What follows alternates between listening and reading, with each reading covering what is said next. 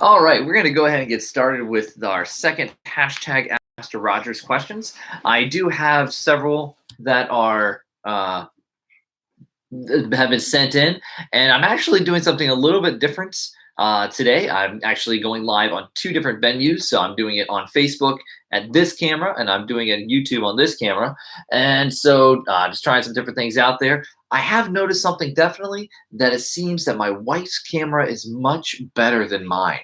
It's just much better quality. So if you watch this on YouTube, you'll get a nice quality picture. If you watch this on Facebook, not such a good quality picture, but that's all right. Now we have about 2 minutes before it's 2 o'clock. That's when I told people I would start answering questions. And so I want to hold off until it does click over to 2 o'clock. Just give people a little bit of time to join in, so that they, if they did submit a question, they'll be able to do that. Today I am going to do something a little bit differently, even than I did the last time. If you have a question, feel free to submit it on the comment sections. As I see those, I'll try to answer them as they come through.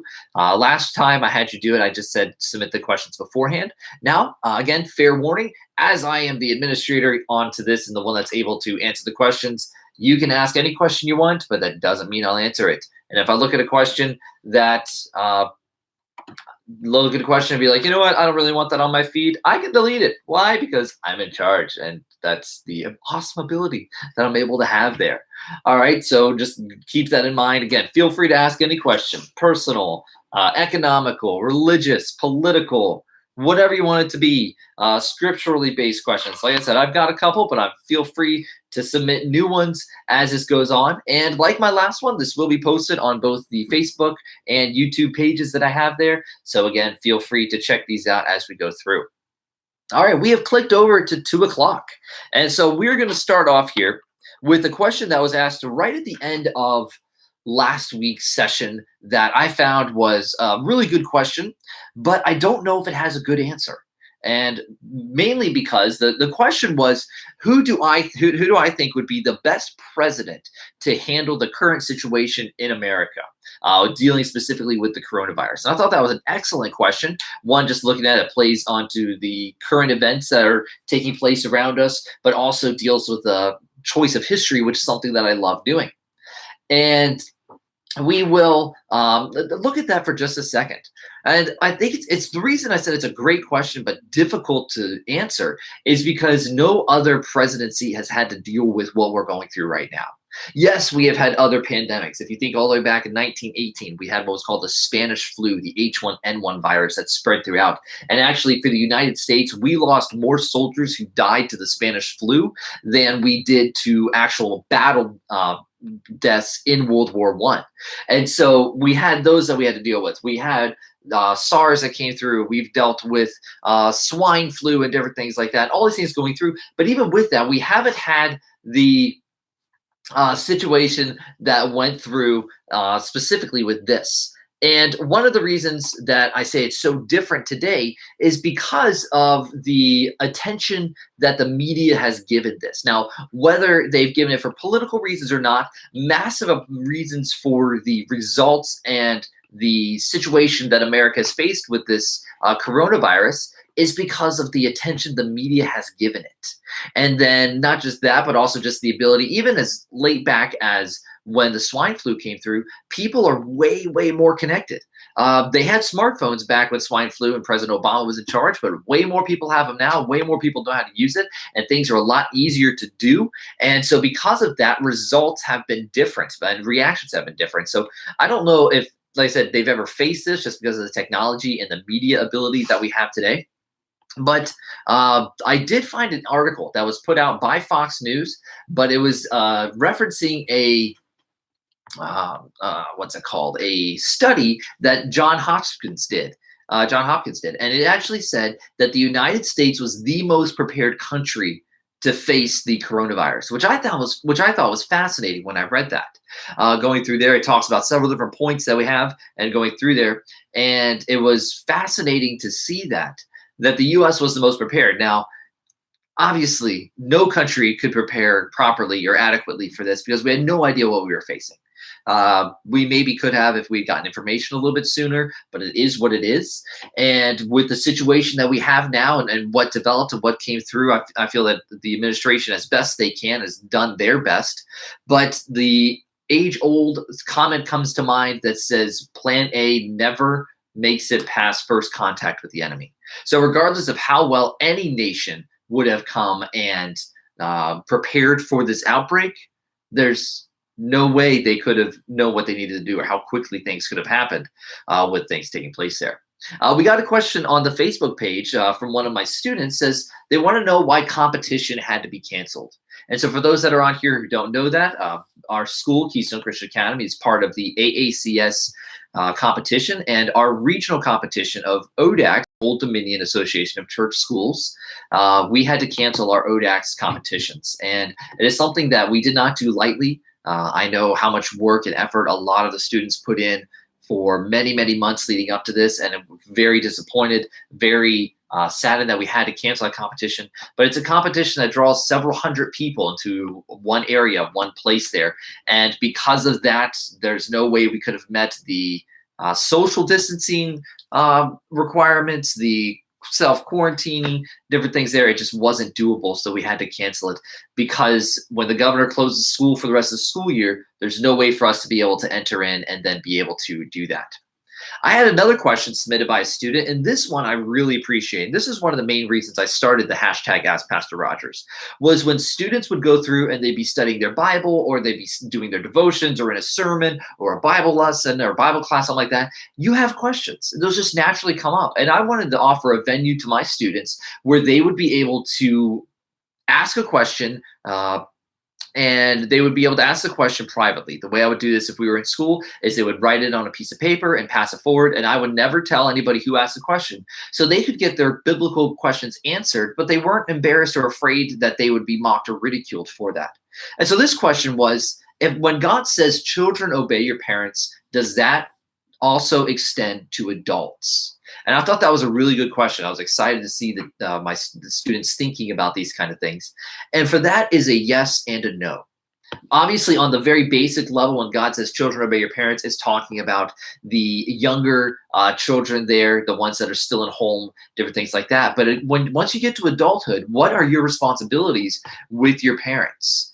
The Bible does say that we are to honor our father and mother. And that is not any type of looking at it that can extend to just a certain age period. That is, you're able to go to any part, any age you're going through there.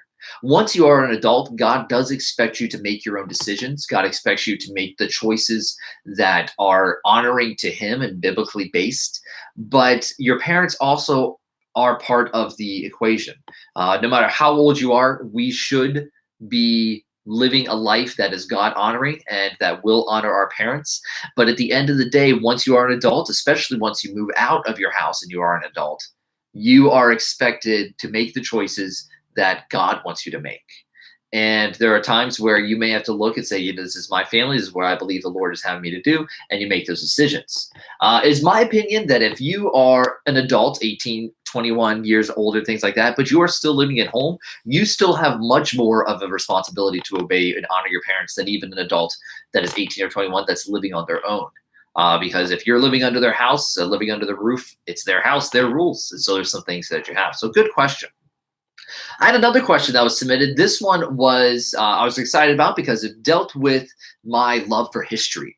And the question was, what do I think was the most lethal weapon used in the Civil War? Now, if you're looking at this, be like, whoa, Pastor Rogers, how'd you go from the stuff talking about obeying your parents and God to the Civil War and different things there? Well, like I said, people can ask any question, and if I'm willing, I'll answer it if I can.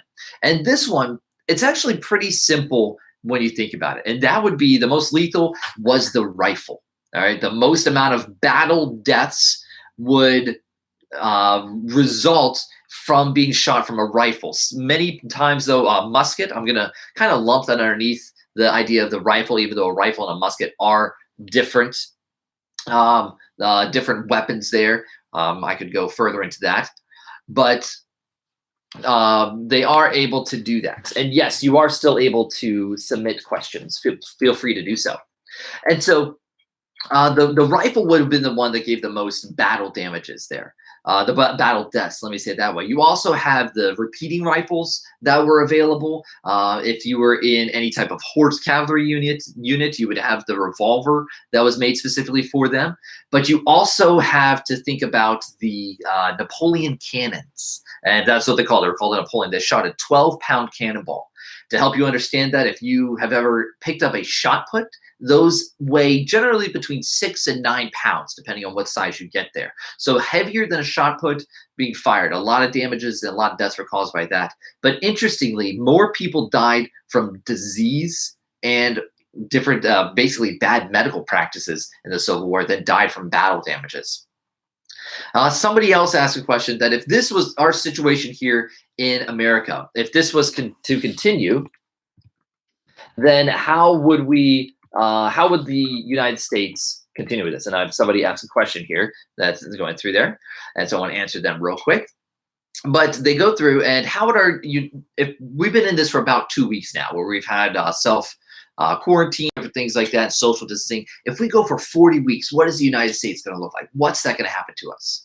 And before I answer that, I always thought about when you watch movies where huge, crazy things happen, the zombie apocalypse or different things like that take place. I always looked at it and said, these situations, how people are reacting and responding, that's unrealistic. People wouldn't actually freak out like that. And lo and behold, we had massive amounts of crazy things that went through just with toilet paper in the United States. So if we continue with this social distancing and stuff being closed down for the next 40 weeks, what will happen to us? Obviously, our economy is going to tank. Yes, the government can keep going and putting through these trillion-dollar stimulus bundles and one-time helpful payments to different individual things like that, but that only goes so far. The government can only, quote-unquote, print or make up money for a short amount of time until the inflation takes over and they bankrupt themselves. And so if this was to continue for 40 weeks, which I don't think it will, it would be a very stark situation. I've kind of joked with some people where I work and different things that if this stuff continues in a more drastic manner, I'm going to start putting wooden stakes at the end of the road I live on and begin barricading myself. And so good question there.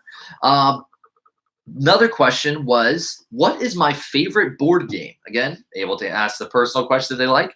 My favorite game, I really, really like Risk. I enjoy that one. But unfortunately, you usually need a lot of people in order to play that game, to make it fun. 2 people makes it a long game. The one that I probably have to put at the top as a board game is the game Stratego. If you've never played it, it's a game where the different pieces have number values and different things there, and they go through with that. Fun fact, not bragging, just telling you how it is, that I have never lost a game of Stratego. Even the guy who taught me how to play the game, the first time I played, I beat him. So if anybody would be willing to challenge me to a game of Stratego, I would love to do that. That would be an awesome opportunity there. I love the game of Stratego. Somebody asked, how can we best grow closer to the Lord during this time? Again, another fabulous spiritual related question, which I always enjoy. And how can we draw closer to this? This is an opportunity where many of us are at home, either stuck at home or choosing to stay home for the social distancing or because of school or work. Schedules have changed, where we look at this. And I heard somebody once that they said when all this started that, we go through our lives, and I always said I don't have enough time to read. And they were just talking about pleasure reading that they want to do, fiction, things like that. I don't have enough time for reading. Well, they then realized that wasn't the case. It wasn't that they didn't have time for reading, because now we have massive amounts of time on our hands. And the amount of time on our hands that we have now, we can see that comes through, and we have to choose to draw closer to the Lord in times like these. That's what has to happen. It has to be a purposeful, conscientious choice. Because if we don't purposely choose to stay in God's word, to study the Bible, to pray, if we don't do that purposefully, then we are going to drift. I liked the one that if we are not drawing closer to God, we are moving further away. So first of all, how can we better draw closer to the Lord during this time? Is by purposefully drawing closer to him. Doing what we know we're supposed to do and we need to do. Reading your Bible. uh, paying attention to your prayer life, watching and being careful of what you put into your mind at this point, because now that we've got all this free time on our hands, it is so easy to get stuck in a terrible situation where we are going to and where we're going to get again stuck there, and we're going to be pulled further and further away from the Lord. And so what are we able to do with this? Like I said, purposely draw closer to him, do what we know we're supposed to do. And not only that, but make sure we're filling our time, our minds, and using our energy for the things that glorify him. Because again, it is very, very easy for us to go through and fill our minds and hearts with things that are not pleasing to God, even if they may not be anything wrong. If we're filling our lives with Netflix and the shows are completely appropriate, if we're filling our minds with YouTube and the stuff is completely, even if we're just going outside and just focusing on ourselves, we're not focusing on God, and that's what's important there. I had another question, another history question, personal one. Favorite Civil War general? That would have to be General Stonewall Jackson. I've read several of his biographies, and a great general there. I would say probably one of the best field generals the world has ever seen. He did some things that were incredibly amazing that boggle the mind even today, that he was able to push through and work with his men there and able to do different things. Not only that, and well, I specifically mentioned that the was the field general because he was actually not that good at communicating to his personal or to his the generals that were under him his plans.